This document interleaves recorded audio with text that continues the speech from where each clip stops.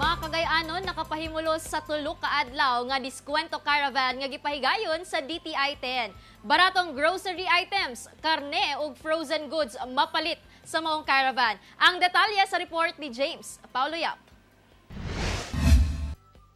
Subay sa pagsaulog sa National Consumers Month, gipahigayon sa Department of Trade and Industry 10 ang tulo ka adlaw nga diskwento caravan gawa sa Cagayan de Oro City Hall. Sa maong caravan, napalit sa mga kagayanon ang baratong grocery items, karning manok, frozen goods, bugas, ingon man mga RTWs. Sumala sa DTI-10, voluntaryo nga misalmot sa kalihukan ang 20 ka mga pribadong establishmento aron makabaligya og baratong paninda. Ang atong mga consumer, which is all of us, can avail of discounted price, especially karon sa atong month as consumers. So, muna siya ang DTI in partnership with the LGU Cagayan de Oro City na tay diskwento caravan. Ang kahigayunan wala gipalampas sa mga kagayanon.